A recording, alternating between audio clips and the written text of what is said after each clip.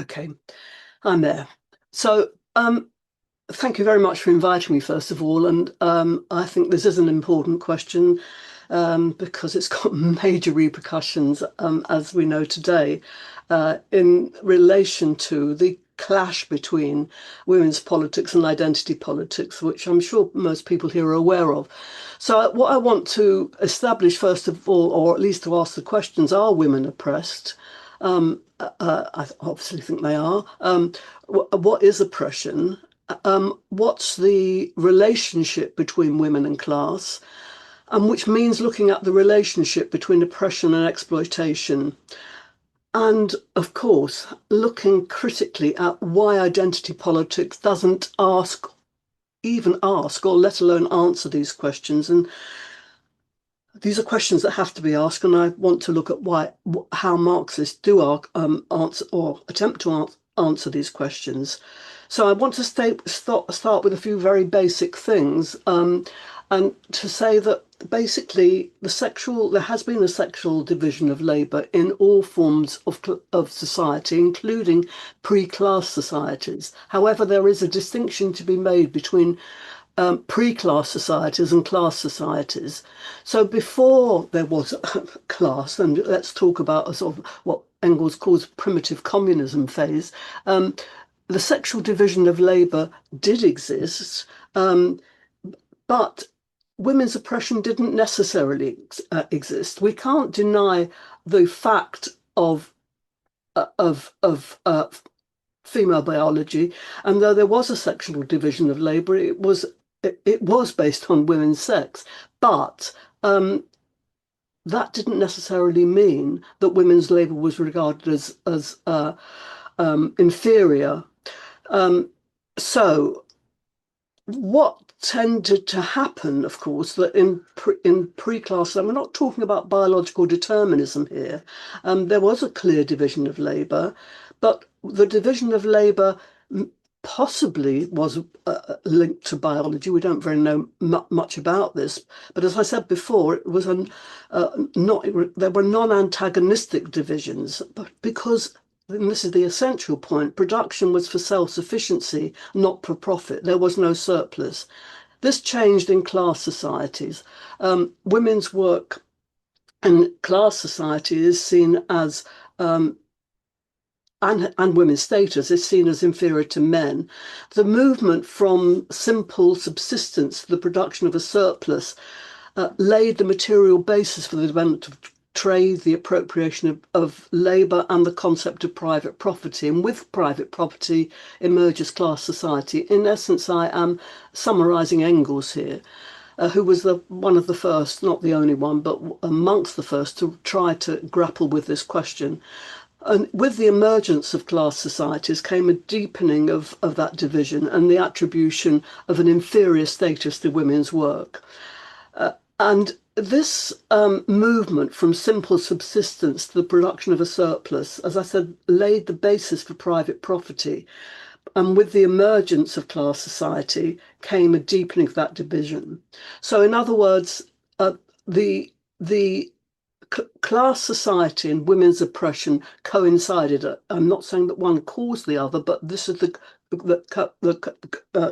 coincided. And what you have then developed in class society was the abolition of matriarchy, because there was a matriarchy in pre-class societies, and the substitution of that for the patriarchal family, in which monogamous marriage and patrilineal principles of inheritance formalised the complete subjugation of women.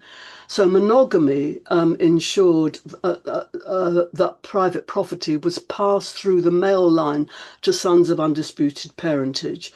So this was the overthrow of mother right, which Engels terms the world historic defeat of the female sex. And precisely how this happened is, as Engels said, unknown. It's prehistoric.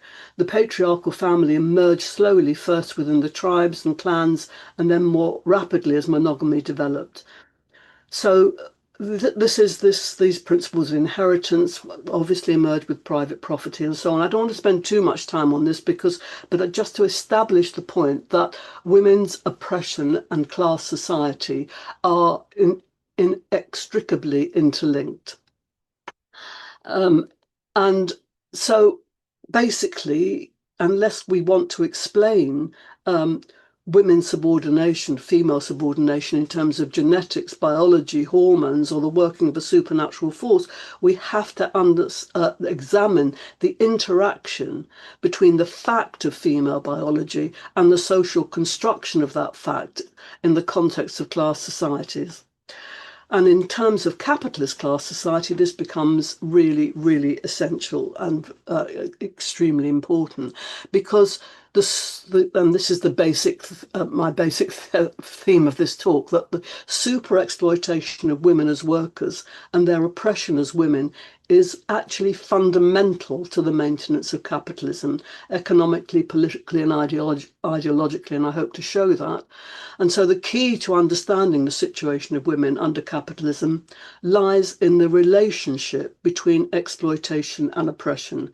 And that's what I want to develop. And I don't think, but there's a big problem, and that is that,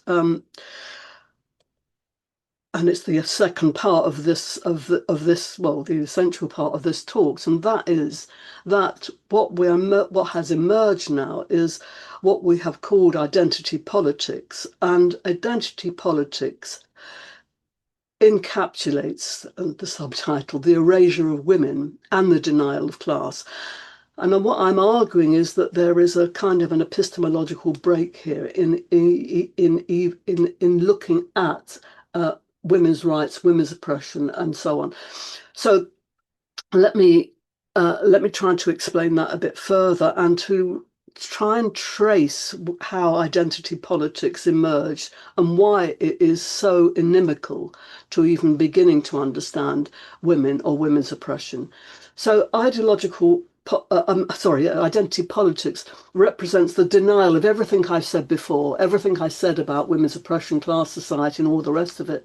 As I said before, it doesn't even recognise the fact of women's oppression, so it doesn't seek to answer it. Instead, identity politics offers a view of society predicated solely on the perception of an individual's own perception and interaction of perceived reality. So this has obviously has had a dire effect on women, and what it represents is the end of any form of grand narrative to explain women's oppression or or race oppression or any other form of oppression. So that's why I say it's an epistemological break, because in the past, there were, apart from Engels, which I've just outlined, several feminist theories emerging in what we could call the second wave women's movement in the 1960s and 70s, end of 60s, 70s, several grand narratives which sought to explain women's oppression. I'm not going to go into them all now, but it varied between sort of liberal feminism, socialist feminism, radical feminism, but they were all big grand narratives which sought to explain society and women's role within it. In the same way, I suppose, that the first wave women's movement, which was to do with women fighting for their rights in education and the right to vote and all sorts of things, also had a kind of a grand narrative, not quite the same way, but a grand narrative which sought to undermine the existing patriarchal ideology of Victorian and Edwardian England. But that has gone. And that's what we need to revive, in a sense. So I want to look at the way in which identity politics has emerged, particularly in relation to women, because I think it's had its most serious effect on women and women's rights. So why did this happen? I'm tracing it through three iterations in a way. First of all, what I've called the modern anti-feminist theories. Starting, and they're anti-feminist, explicitly anti-feminist, first of all looking at postmodernism. And in a sense, what happened is, with the collapse of the socialist regimes in Eastern Europe, this this collapse fueled an already existing pessimistic preoccupation with what was called the end of history. That's the Fukuyama's phrase. And the end of history meant basically we'd arrived. And it was accompanied with a rejection of all forms of universalist philosophy, and of course Marxism included. So what we're seeing instead is the burgeoning of what might be called, well, yes, I will call it postmodern individualist anti-societal theories, which substitute consumers and consumption in place of workers and production. So post-feminism is a term used to describe a societal perception that alleges that many or all of the goals of feminism have already been achieved. So what more do we need? Thereby making any further iterations and expansions of feminist theory completely obsolete. So all goals of feminism have been achieved, certainly for middle class, well, not all goals, and that's absolutely ridiculous, but for many women who have breached the glass ceiling, they think they've come there. So there's a class dimension to this, as there always was in the women's movement, including during the first wave fight for women's rights. Working class women were basically left out, and they've been left out of this. So women's oppression is kind of old hat. Women arrived and are doing it for themselves, and really what you need now is strong women. That's great, who can take personal responsibility, personal choice. So you get an iteration of choice feminism and kind of consumer feminism. After all, people will point to the fact that, there's been 3 women prime ministers, or Tory appalling women, and where else do we need to go? So that first sort of post-feminist theory is says we don't need it anymore. So why bother? And so really, rather, post-feminism stresses that which already exists, and we've arrived at it. So, secondly. And we have and this isn't an exhaustive list, but I'm trying to summarize. We have a new version, in a sense, of what I call, well, I say it's a modern anti-feminist theory, which people seem to be very, very keen on embracing these days. And that is the theory of intersectionality. Now, intersectionality was developed in the main by Black women in the 1970s, the Comrade Women's Collective, and latterly Crenshaw as well. But it was developed as a critique of the feminism that existed in the 70s, which was mainly concerned, or only solely concerned, really with white women. And Black women said this is, unless feminism can also incorporate and understand race, it can't understand sex either. And it made a phenomenal contribution, really, that initial, what was called intersectionality. It was the intersection of race and sex. That was the key thing, but in a movement which was a liberation movement. Now, I stress that because this is now, intersectionality has been completely taken over and misused. Essentially, what it's saying is that each individual is composed of multiple identities, and this has now been adopted as an analytical framework to understand how an individual's social, personal, and political identities combine to create different modes of discrimination and disadvantage. So, in a way, how you identify is up to your subjective choice, not necessarily material reality. So I would argue that we don't need to embrace intersectionality to realise that people are composed of multiple identities, and those multiple identities do include race, ethnicity, nationality, gender, class, sexual orientation, age, disability, etc. And such, but the fact that such identities intersect to create a whole which is different and far more complex than its component parts is fair enough. But the problem is that intersectionality relegates class to a mere aspect of identity and relates sex as a mere aspect of identity and replaces it actually with gender, thus defining it all as a subjective choice rather than a material reality. And my argument certainly would be that both biological sex is a material reality, and class likewise is, and that is if we have a class analysis society in the way in which Marx has developed it. So those subjective choices undermine the possibility of collective struggle against the very system which fosters discrimination, division and exploitation, that is capitalism. So this declassed confusion of the current version of intersectionality theory has morphed into a variant of identity politics, which today is taken on a new guise in the form of its reductionist conclusion, self-identity, which is a major barrier to class consciousness. In a way, all this has replaced even equal opportunities politics. And it's enshrined in diversity theories, which I wish I had time to say more about.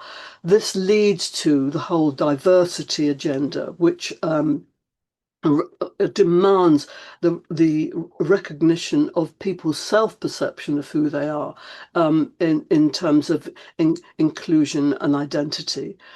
But I want to come on now to the next part of this, which is self-identity. Now, this is the big issue that, of course, we have to analyze and understand, and it's a very there is rarely, and I hope it won't be the case tonight, a measured discussion about this. This become, as people always call it, a toxic debate. But let's just try to analyze it. First of all, the theory argues that gender identity is really the most important thing. That's a person's innate sense of their gender. And that's this is the Oxford English Dictionary definition. And it's chiefly used in contexts where it's contrasted with the sex registered for them at birth. There's no fixed number of gender identities. The possibilities are finite, according to Medical News today. So the sex assigned at birth is merely that, because some people identify as man, some people identify as woman, others will identify as neither or both. These are quotes from medical, Medical News. So, in a sense, what has happened is there is a confusion and a conflation of sex and gender, and that has, in a sense, resulted in the erasure of women. So, okay, we've seen that. So intersectionality assigns equal status to all forms of oppression and discrimination. That's what we've seen. It invited individuals to construct their own identities from an amalgam of categories. Whereas, as I said before, it was predicated on a critique of feminism. This newest form of identity politics, gender self-identity, obviously rejects feminism. It goes further by questioning the commonly understood categories of male and female, hence doubting and criticising the fact of biological sex itself. So, in philosophical terms, doubting the existence of biological sex is founded on the philosophy of immaterialism, and is diametrically opposed to Marxist materialism, which argues that the material world, perceptible to the senses, has an objective reality, independent of the mind or spirit, and that human consciousness is determined by social being and not the other way round. It's a basic Marxist proposition. So can biological sex be imagined as the product of our minds? This is akin to the belief that the material world doesn't exist outside our imagination. And again, it runs counter to Marx's materialism. And this is where Judith Butler comes in.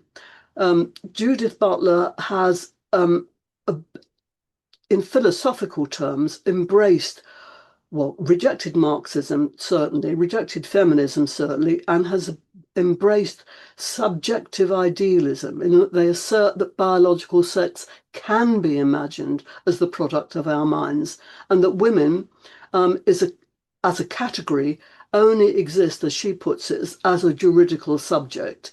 So although it was published 30 years ago, Butler's gender, her book, I can't remember what it's called now, Gender Struggle, it is the foundational text for queer theory and trans identity ideology.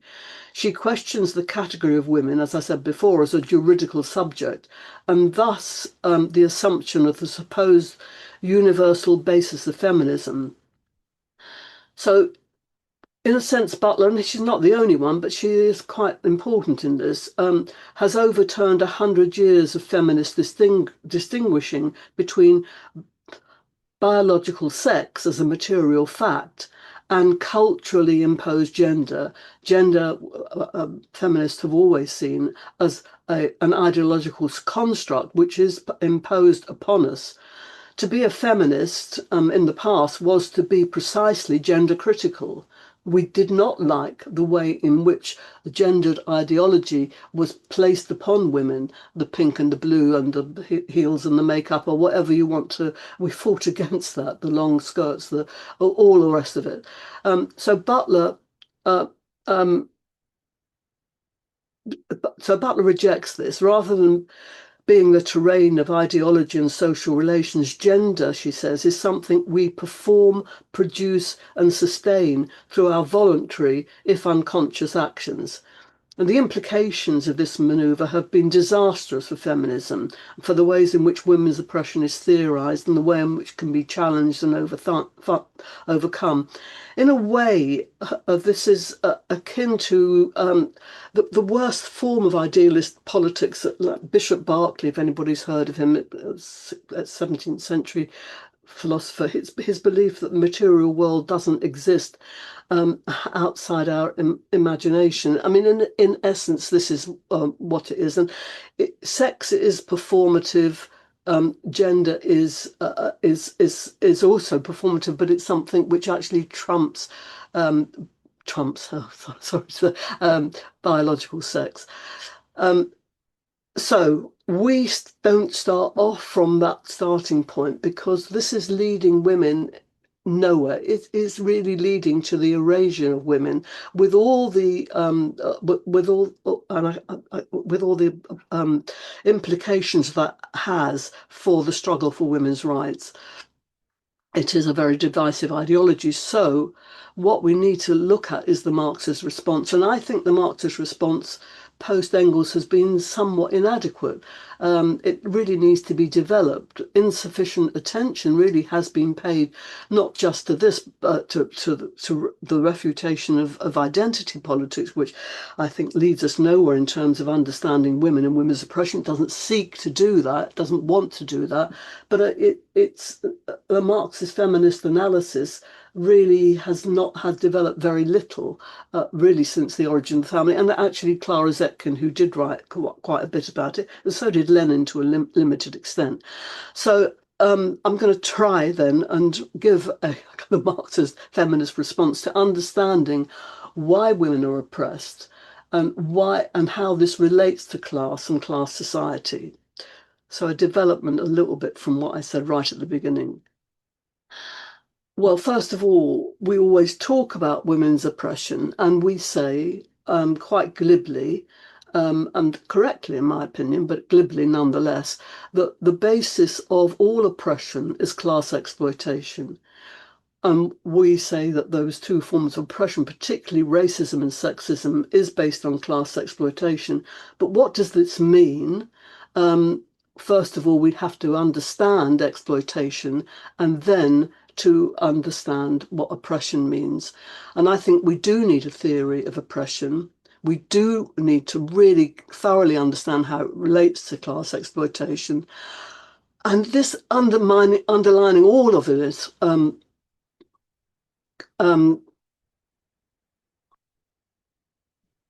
sorry. Sorry. So what we really have to then is we have to understand what ideology is all about. Excuse me, just one moment. So on we go. I'm going to start at the Marxist starting point, and I hope people here don't find this too crude or that they know it all anyway. But I think it's important to start in a materialist kind of way. Marx says that production is a social process, and what determines the nature of this process, the ownership of the means of production. And this lies at the heart of the relations of production which develop between people in the production process. And the productive forces and the productive relations constitute a mode of production which is characterized by exploitation of one class by another. And we saw when class society developed, it first developed into slave society. The slave owner dominated the slave. Next, the feudal society where the feudal lord dominated the serf, and the capitalist society where a capitalist dominates the worker or the proletarian. I know this is very crudely expressed, but I haven't got very much time, and we could do a proper Marxist political economy course, but not tonight. But I want to look at particularly the issue of the relations of production, because if we say the mode of production is, well, as I said before, let's talk about capitalism because that's what we're talking about today. And we all accept, I think, that we do live under capitalism. It is a mode of production in Marxist terms. It's got two it's got two things that are vital to it. One is the forces of production, which is the machinery and all the rest of it, the labour process and opening up of new sources of energy, production techniques. And that is owned by those who have got enough capital to buy those means of production, those forces of production, or the means of production. And on the other hand, how are they going to work unless there are people to work for them? And this is the relations that are entered into in order to produce. In other words, workers who must sell their labour power to operationalise the forces of production. And of course, there is often an antagonism between those who own the means of production, and those who work for it. That's class struggle, isn't it? So we're interested looking at capitalism. And of course, under capitalism, the exploitation and oppression is especially acute because the vast majority of people have to sell their labour power as the productive forces they develop come into conflict with productive relations. So attention obviously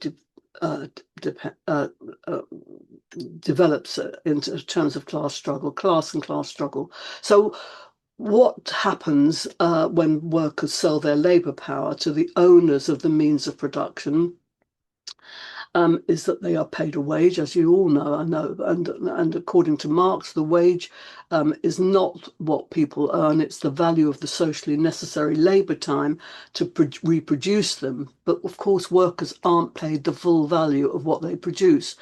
That full value is appropriated by whoever owns the means of production, and it's called surplus value, and that's the source of capitalist profit. And this is the meaning of exploitation. And for women, there is super exploitation, which I need to say a little bit more about later. So apologies to all those who think, this is very superficial, but I want to make that point about capitalism and exploitation. So exploitation, therefore, is the way in which surplus value is created by means of profit through not paying workers the full value of their labour power. It doesn't come through just buying a cheap and selling dear. It doesn't arise through that. It does arise through the exploitation of labour and the super exploitation of women workers, which creates profit. Okay, so that's exploitation. What is oppression? And this is just really something that Marx wrote, which I think sums it up. Because he's saying in social production, which could be, let's talk about capitalism, humans enter definite relations which are independent of their will, and those relations of production are appropriate to a given stage of the forces of production. And this next point is important, the totality of these relations constitutes the economic structure of society, the real foundation on which arises a political superstructure. And that political superstructure is something that I want to look at, because we've got a big problem. And the big problem, I think, and I know it sounds very, very almost too basic to ask, but I'm going to make it. Why is it, or how is it, that the relations of production are maintained, in particular super exploitation, i.e., how does it come about that the minority of people are able to exploit the majority, i.e., the workers? Why do we agree to it? And this is where, in other words, how is it possible for the few to dominate and exploit the many, and super exploit, particularly women and black people?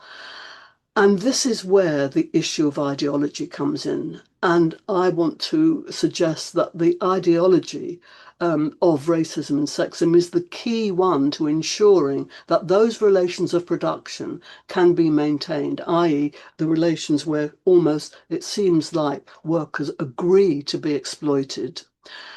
So that then means that we look at this whole thing, which is often called the sort of base and superstructure. But remember what Marx said, that these social humans enter into social relations which are independent of their will, and the totality of the relations of production constitutes the economic structure of the society. So for I suppose what we could say, for simplicity's sake,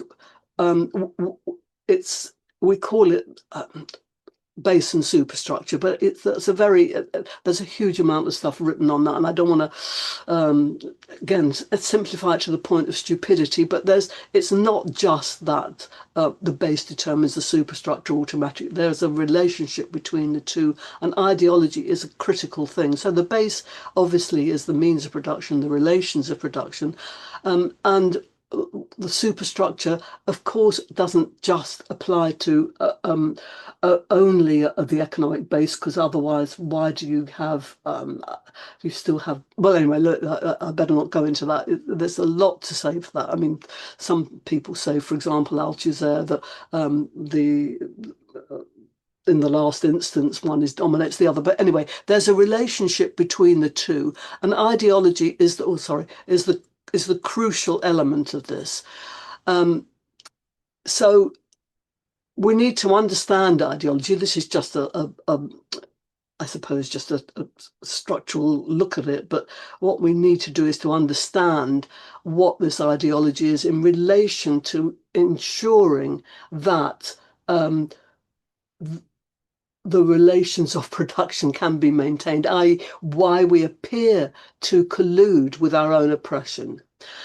And I'm saying that oppression in its ideological form is the most important means of maintaining the class relations which support class exploitation. Now, that means that I say that oppression is a function of class society as well as being a product of it, and I'll try and explain that a bit later.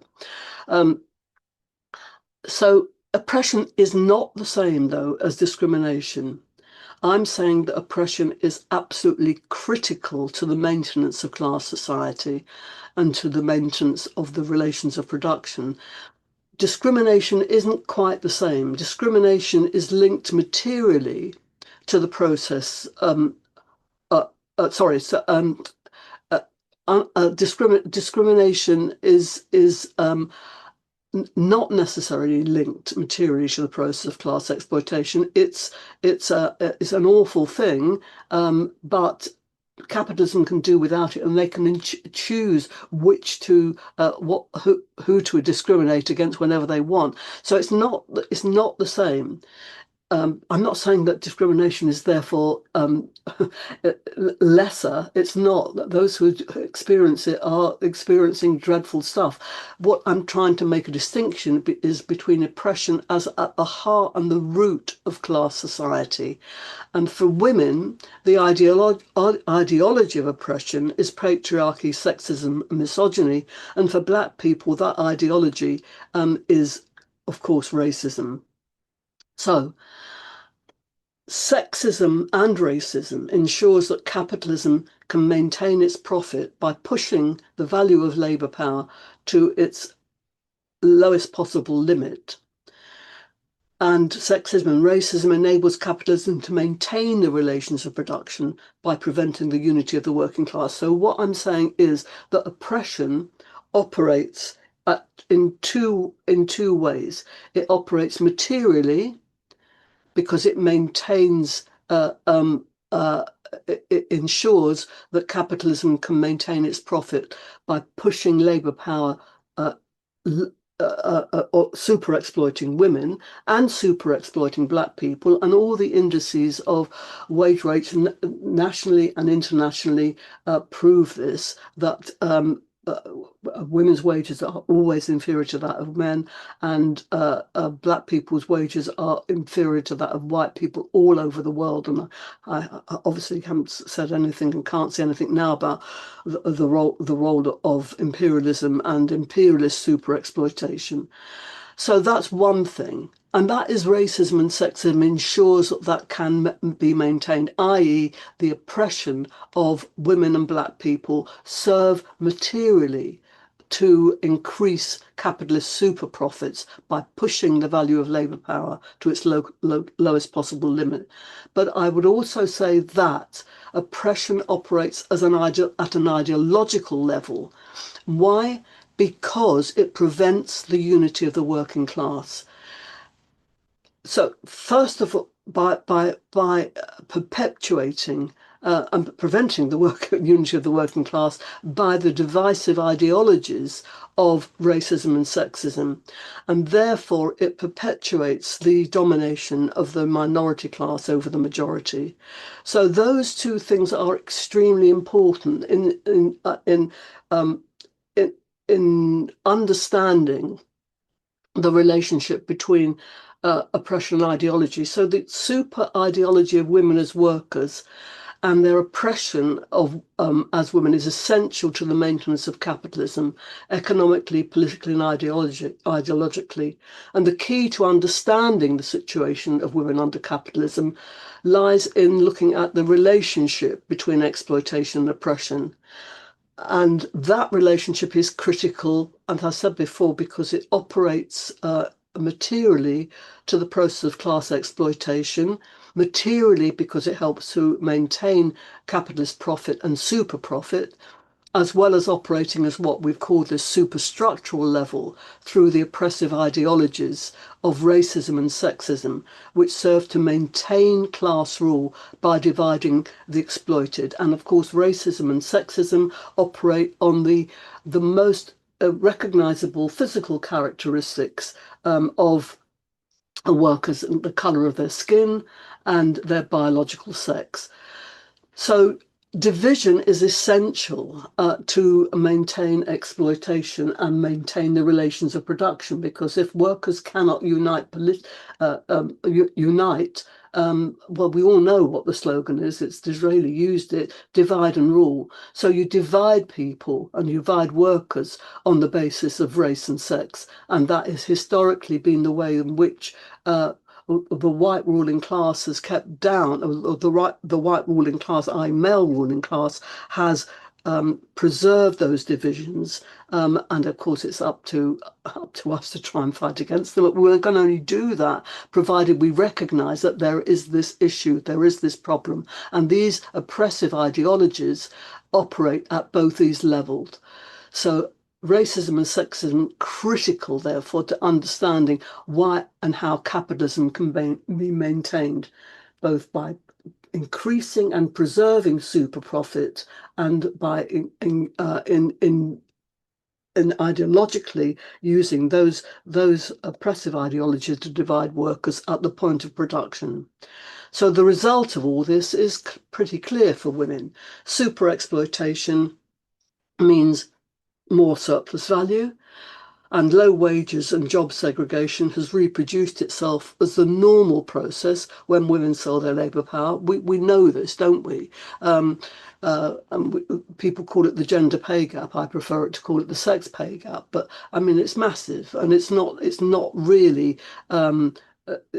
It's not really going down. I mean, because of the issue of part-time work, women having to work many jobs at once and so on. And all indices of wage rates nationally and internationally show that the wages of women are always lower than that of white men. And the same as can be said, of course, for black workers.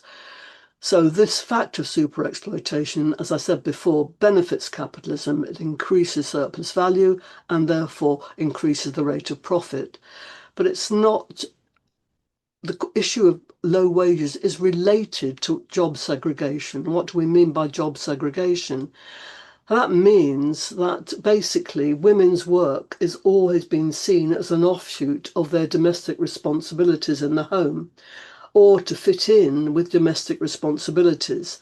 So the traditional female jobs, often called the 4Cs, but I haven't called them Cs: clerical, catering, caring, and I can't remember what the other one is. But anyway, that's the sort of the traditional female jobs.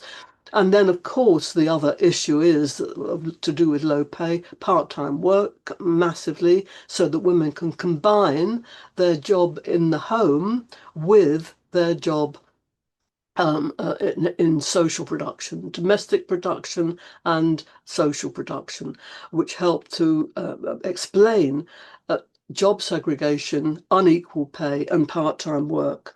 And I'm looking at the clock here. And this leads us on to, I think, a very important issue. It's something that Engels raised, which I think needs to be understood if we're looking at the relationship between what we call production and reproduction. So in the preface to this book that he wrote on the origin of the family, private estate and property, he looked at what's sometimes called two motors of history: the class struggle and the sex struggle. I don't think he said that at all, but nevertheless, let's examine this. According to the materialist conception of history, the determining factor is the production and reproduction of immediate life. You can't just talk about production unless you talk about the reproduction of those who can actually do the production, which is labour. So he says, therefore, that the production and reproduction is of a twofold character. On the one side, the production of the means of existence, which is what obviously workers do: the food, clothing, shelter, and the tools necessary for that production. And on the other side, the production of human beings themselves, the propagation of the species. So the social, and it goes on to say, the social organisation under which people of particular historical epoch, particular country live is determined by both kinds of production, by the stage of development of labour on the one hand and the family on the other. So this is where we have to look at the family. So some people have misinterpreted this as saying there are two motors to history: the class struggle and the sex struggle. The site of the former is the mode of production, the site of the latter is the mode of reproduction. But I think I don't think there's two. This has led to what's called dual systems theory, which was an attempt to separate the two modes, production and reproduction, and that I think is a danger. It's led to a conflation of the class struggle and the sex struggle, with women being described as a sex class, which I think is wrong. But anyway, I do think there's a relationship between the two, and which we have to look at. And so that means looking very briefly, and I hope we've got time to do this, at the role of the family, which in a sense is the link between exploitation and oppression, because what we often talk about is the double burden of women, and that is their role in the home, in the role of domestic reproduction, and her role in social production. So the twofold character on the one side, the production of the means of existence of food and clothing and shelter, and the tools necessary for that. On the other hand, the production of human beings and the propagation of the species. And as we've seen, oppressive sexist ideologies helps to preserve that issue and links the issue of the family as being, I could say much more about the role of the family, but I haven't got time. But the family and being the site of women's oppression, in a sense, the site of the world historic defeat of women. And even when there isn't a man in the family, the fact is that all the issues that I talked about before about the low wages of women are based on the presumption of the family wage, and the family wage is always being paid to the so-called male breadwinner. So the family, in a sense, incorporates this issue of the male breadwinner nonsense. So looking at the family, therefore, the role of the family is vitally important, however the family is constructed. And obviously the ideal is the monogamous nuclear family, as synonymous with the development of class society and private property and profit. So the family is essential to the reproduction and maintenance of the next generation of labour power. But the family is also an economic unit which fulfills the capitalist fundamental need for the reproduction of labour power. So in addition, the family-based division of labour also enables capitalism to keep down the social wage in the form of public services like childcare, education, healthcare. And we're seeing that massively now, aren't we? That with the reduction in all forms of social spending or on the welfare state, that more and more falls not just to the family as such, but to women within the family, elder care, childcare, and so much else. So the family is a unit it's a unit of consumption, in the sense that it buys back the goods that it produces. It's a unit of production, the reproduction. And as I say, it's a unit of consumption, because workers use their wages that they earn to purchase the commodities they produce.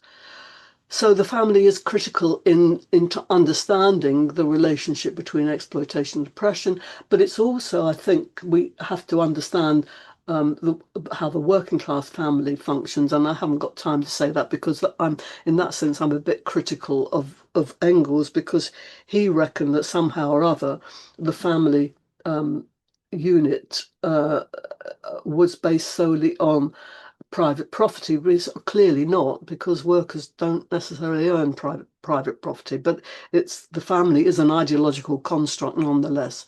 So I'm sorry I haven't got more time to go into that, but I know I haven't got much left. So let's just summarize then. So what I've tried to understand, the basis or explain, is the basis of women's oppression is class exploitation. Women have been oppressed in all forms of class society due to the conflict between the twofold nature of production, that is to say, the conflict between production and reproduction. The denial of women's rights has been justified by patriarchal ideologies throughout recorded history. In capitalist society, all workers are exploited, but women are super exploited, thus increasing surplus profit. And I would add to that that black women workers are triply exploited. Unequal pay, job segregation, and part-time work is caused by the conflict between work and home. And capitalism can only be maintained by dividing workers on the most easily identifiable basis, biological sex and skin colour, and hence the oppressive ideologies of racism and sexism. And finally, I'd say that the identity politics is the absolute antithesis of everything that I've just said. It's the antithesis of class politics, and its theory and practice is a divisive issue, not just for women, but also for workers. Gender is an oppressive ideological construct which has forced upon us stereotypical conceptions of masculinity and femininity, which feminists have fought against really ever since the women's movement began. Biological sex is not an ideological construct, it's a material reality, and it's been the basis for women's oppression in all forms of class society. Socialist feminists continue to fight to unshackle our sex from the ideological prism, I should say prism, prism of sexism and misogyny, which constrains women and facilitates our oppression and super exploitation. It is the fact of biological sex, which, subjugated by various forms of patriarchy, explains women's oppression and super exploitation in class society. And I think I might have done that actually on time. Sorry about the rush. I'll stop sharing now. That was excellent, Mary. You've very much well managed to sustain 100 people throughout the entirety of that talk. So I think that speaks to the content and the level of interest in your talk. So that was excellent. A very well attended talk indeed.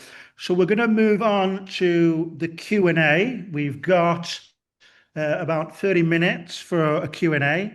As I indicated at the beginning of the event, everybody has an opportunity to ask questions via the Q&A text box. At the bottom, we've already got some questions. So if you have any questions, feel free to ask questions via the Q&A text box at the middle. I can see a lot of hands being raised in celebration of your talk, Mary. So that's always looking Oh, good. Lots of thumbs up, etc. I can't see the Q&A, by the way, so you'll have to read the question. I can't find the Yep, Q&A on my screen, so. that's fine. I can read out the questions for you. It should be on the in the middle at the bottom of your Zoom, but if not, I can just read them It's out not, no, anyway. it's not there. No. Oh. No problem. Well, the first question, if self-identity can impede class consciousness, how should we evaluate the effectiveness of social justice initiatives that rely heavily on identity politics versus those grounded in material conditions? Shall I ask a few at once, or do you want to take them one on one? Oh, maybe well, maybe one or two more. Otherwise, I think Yeah, we'll be here forever.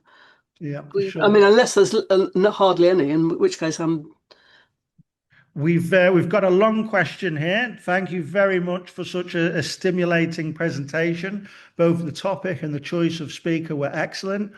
When we analyze the rise of anti-gender movements through the lens of neoliberal restructuring, we often see that these movements appropriate elements of a left critical language, for instance, by framing gender ideology as a product of neoliberalism.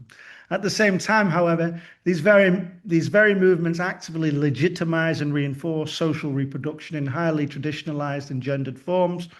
How would you interpret this apparent tension? Do you see it as a contradiction within anti-gender politics, or rather as a coherent strategy that selectively critiques neoliberalism while stabilizing its social reproduction Not foundations? sure I completely understand that. Yes, well, I think I think a basic, to broken down. How should we understand the fact that anti-gender movements sound anti-neoliberal, while simultaneously, I think it's an argument reinforcing traditional Oh, you gender. mean the right wing appropriation of anti-gender stuff? Is that what the Yes, question? Yeah. yes, yeah, and how it ultimately reinforces what might be understood as traditional gender roles. Shall I move on to another one or? Okay. Okay. Uh, so self-ID, how does that, and social justice initiatives? I mean, of course, people have got identities. I mean, that's not a problem for me, And of course, but I was just trying to make the distinction between oppression and discrimination, really. And that's not to deny that people have got multiple identities, and therefore that any forms of discrimination which are based on any of those identities and are championed by social justice initiatives are absolutely to be welcomed. I was trying to analyse really the relationship between class and sex and race, and I think that doesn't conflict with everything else. It's about how we understand why class rule is maintained and how people are divided on the basis primarily of the ruling class definition of the way in which class, race, and sex intersects to preserve capitalism. So I don't, of course, people have got different identities, and but the fun, and they don't choose them necessarily.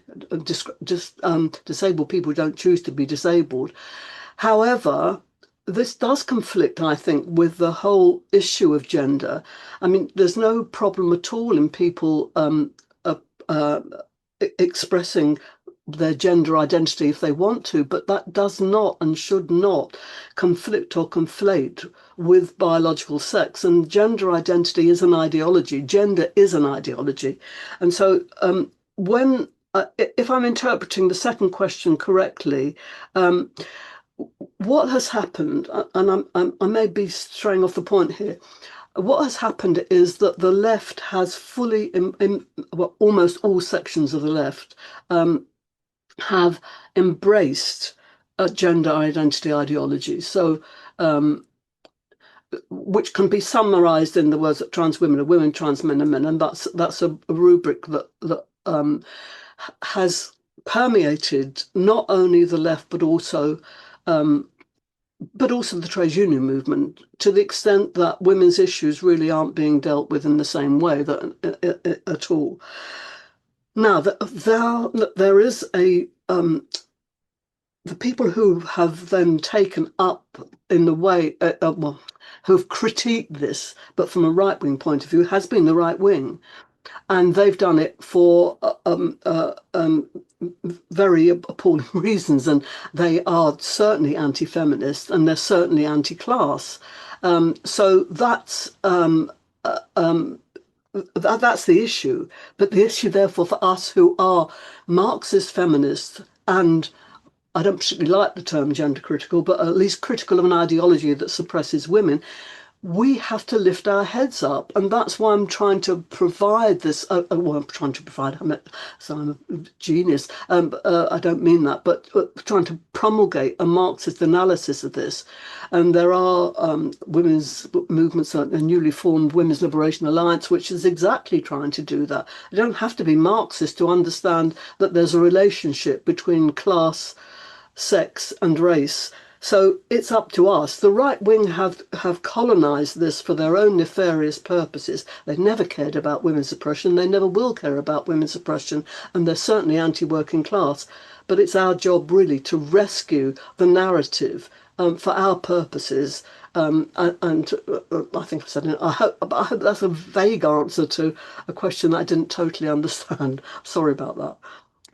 That's great, Mary. We've still got a few questions in the chat. Why can't I see this chat? I'm Oh, I have got it. I've got it. Yeah, that's great.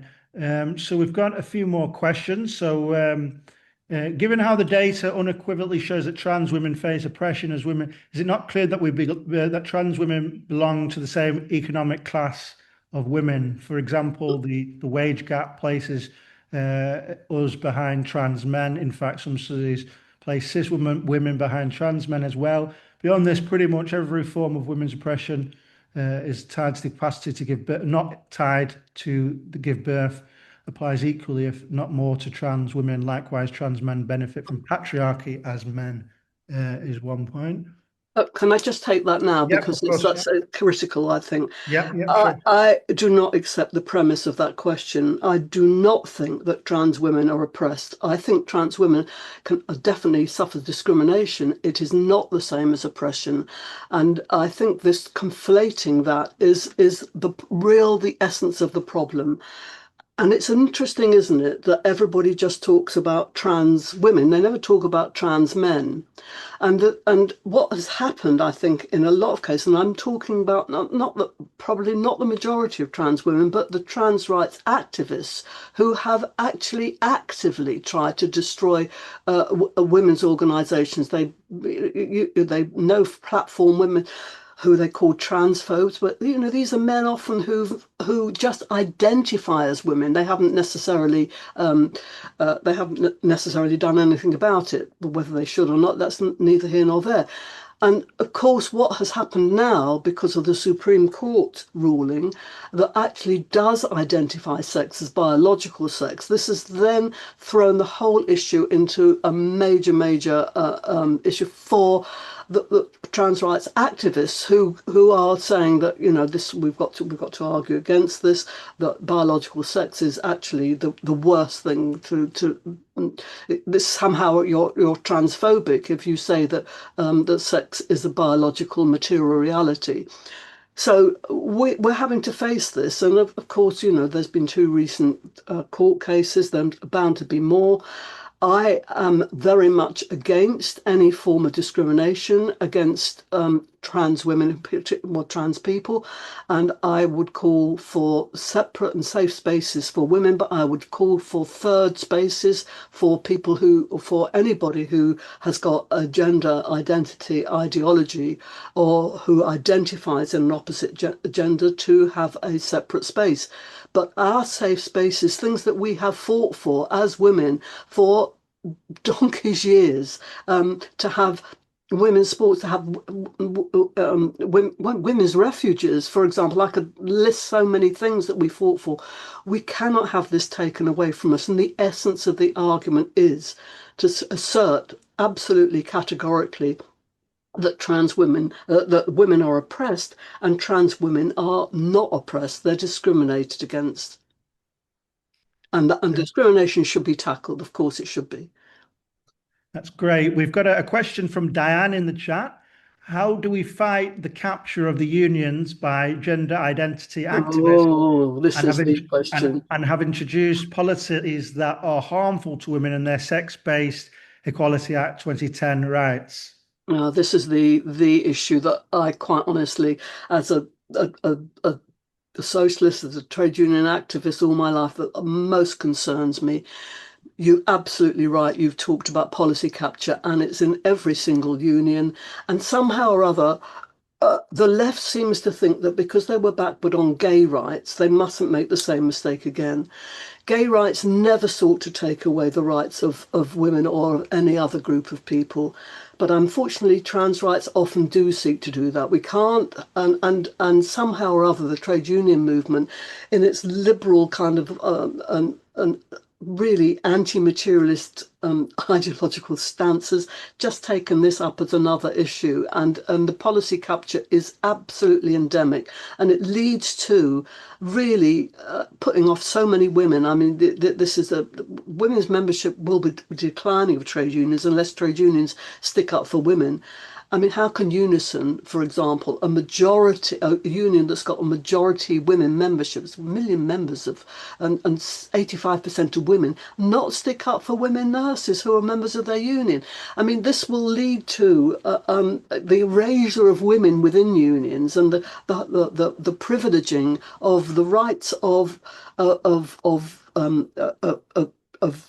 the notion that somehow trans women are so much more oppressed than women has led to this situation. And how do we combat this? We have got to have a strong women's movement now. That's exactly a strong women's movement which understands this, understands the relationship between class, sex, and race, and combats pernicious ideologies which seek to divide us further. The divisions are there. We don't need more divisions, but now, and this is what identity politics does, it privileges the individual over the group. And the privileging of the individual, i.e. my individual identity, is more important than the centuries of women's oppression, is something, sorry to go on about this, but it's the question. I can't give you the answer. All I know is that we have to have the correct theory. And if we have the correct theory, I think we can have the correct practice, and we'll have to fight for it. We have to fight for it. We've got another question here that really is distinct from, but similar, builds on the last question from Anna. So many so-called left feminists have been taken in by gender ideology and other ID politics. Why has it taken such a hold? Oh, this is a good one. Oh, this really, do you know what? This is a question I don't think I can answer properly, but I'm glad you've raised it, because it's, why has it taken such a hold? If you think about it, the ideologies of sexism and racism are very, very, very old. They have taken a long time to seep through all aspects of society. Here we have got this new thing that's come up. And within the last 15 years, it has taken a massive hold, without any doubt whatsoever. And to be honest, it surprised me, because when I first saw it, the census, for example, wanted to not necessarily to record sex, but sex identity. The medical profession, the National Health Service, all of this, it's deeply embedded. One of the things that I think is, if we say that, as Marx said in the German ideology, that the ruling ideas in any society are those of the ruling class. If I was a member of the ruling class, I would think, what is the most divisive thing I can possibly think of? And the most divisive thing I could think of, if I was a member of the ruling class and I wanted to smash collectivism, any form of collective politics, be it on race, be it on sex, be it on exploitation or whatever, I would say identity. Let's get people struggling individually, individualism versus collectivism. I'd add to that it is a profitable industry. I think the big pharma have made huge amounts of money on this. They want to seek to produce the puberty blockers, all sorts of hormone things. I mean, there is a theory that's saying that Big Pharma is behind it. Well, I'm not sure. I do think it's become a ruling class ideology. What surprises me is how quickly it has taken on and gripped the minds of the masses. And racism took, to grip the mind of the masses, it took, hundreds of years of school textbooks being written about, black people being inferior, being like monkeys or whatever it was. I mean, but this is quite new. And I think that we need to think collectively about how we answer this properly, because I do think it's quite amazing, but I do think it's clever if you want to smash our movement. That's the best way to smash our movement, is to individualize everything. Identity is all about individual politics. Self-identity is the classic of that. We've got a technical question from Simon. Is the slideshow presentation available? So the talk will be uploaded to YouTube. I believe if Mary, you'll have to email Mary for the slides, but I'm sure Mary has no issue in that regard. Does Mary's book include a detailed critique of Judith Butler and gender identity ideology? It does. The book actually, I'm trying to expand the book to precisely to include. I have written separately something about that, but there's something on Judith Butler. She's not the only one, obviously, but I think that I don't think there's something else. I mean, I don't know if it's right to raise it now. Um, there's a new book that's just come out called Who Paid the Piper of Western Marxism? It's by a man called Gabriel Rockwell. It's just come out. And what he has done is to try to show that the different forms of Marxism and different forms of attempts to undermine Marxism have been, this has been an ideological initiative that has been taken. I'm really going to make this sound ridiculous. Um, uh,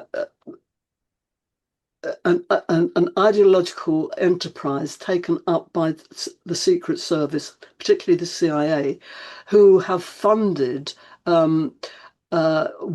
many scholars, including people like Herbert Marcuse, the Frankfurt School, all forms of Western Marxism, and he says that. What they've done, why he's so critical of the Western left and its leading intellectuals, is because they've abandoned, sidelined, or modified beyond recognition the primary weapons of class struggle for working and oppressed peoples of the world. It's a huge, fat book, but which he goes into enormous detail. Judith Butler is featured, and I haven't got to the Judith. I've only just got it, but I think that again, the secret state, in terms of particularly the CIA, which set up a particular branch to monitor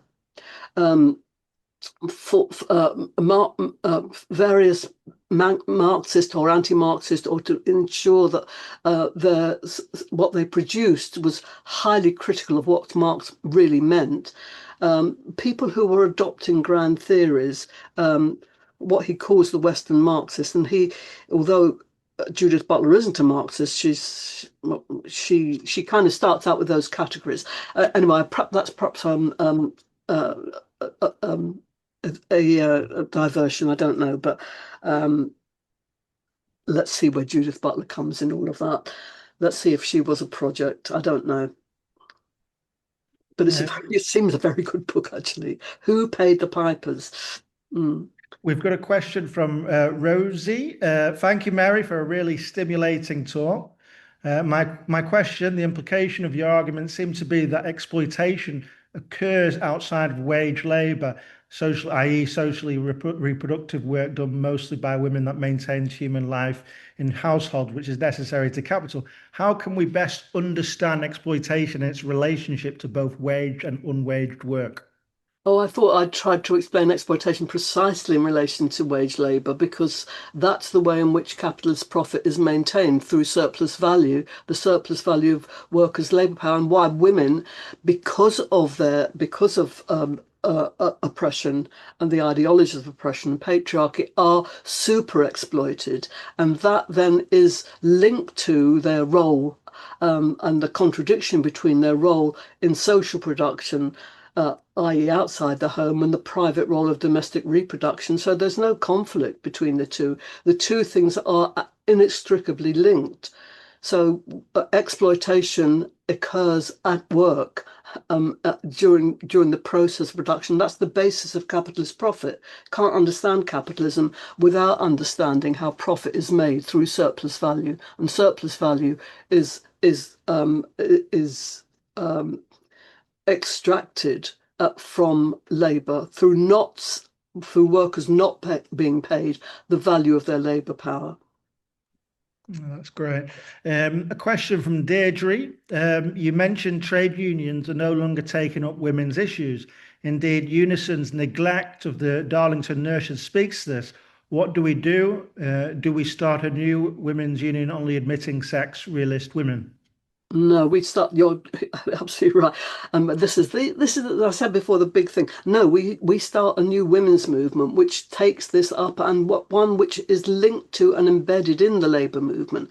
We've started all this with forming the Women's Liberation Alliance, and it's very recent. It's not even a year old.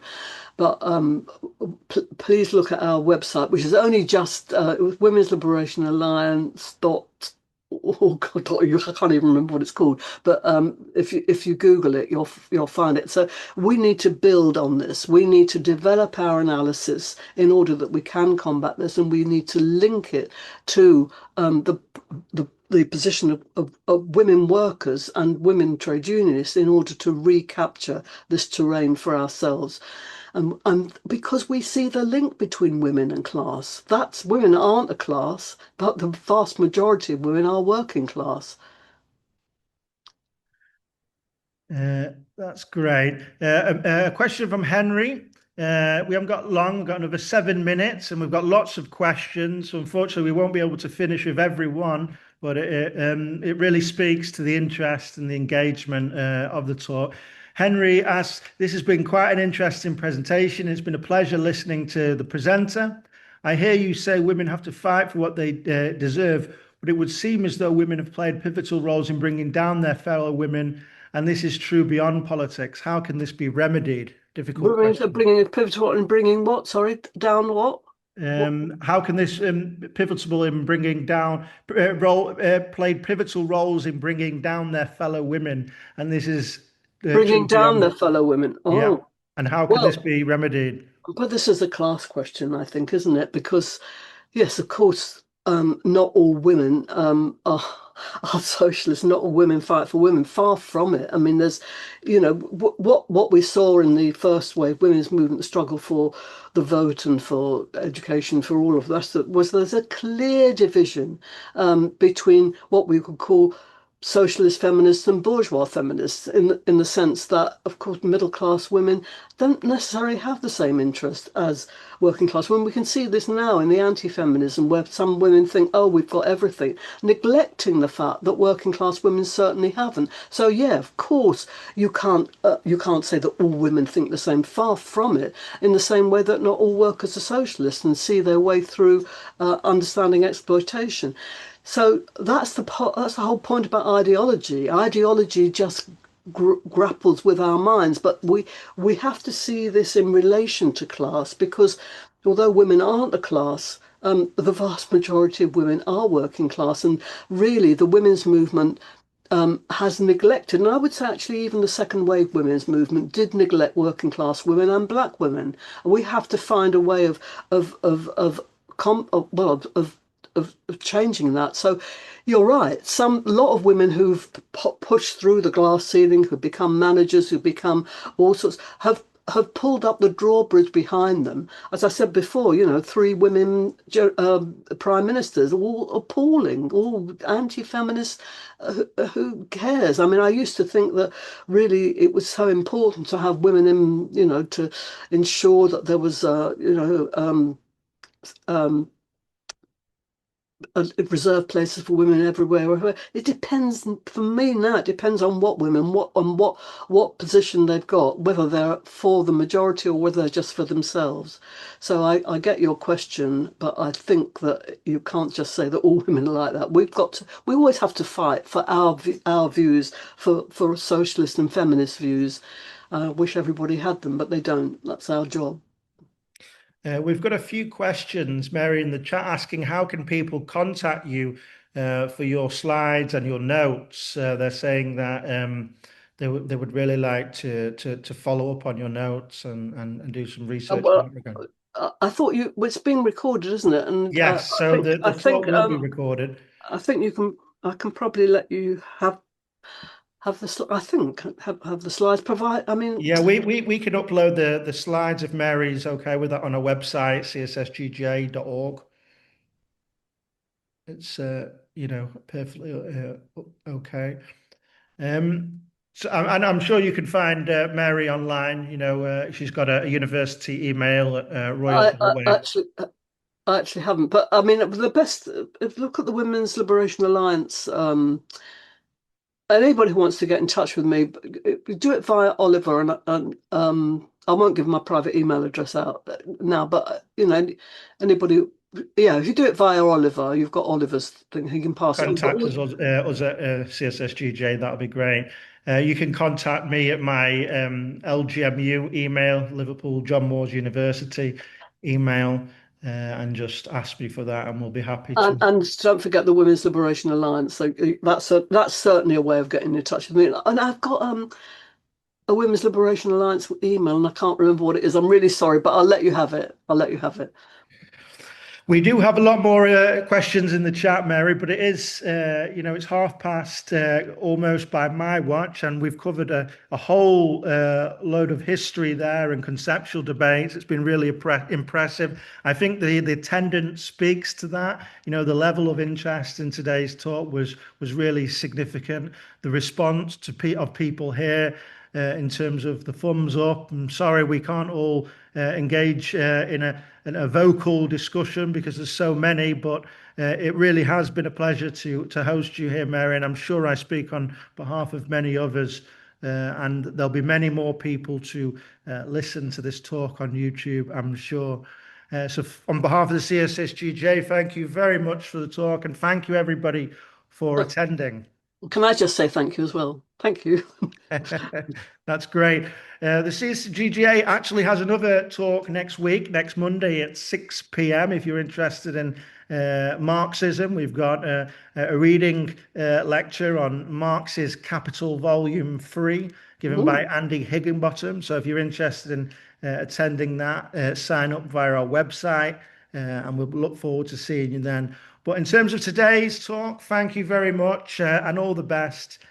Take care and have a good night. Bye.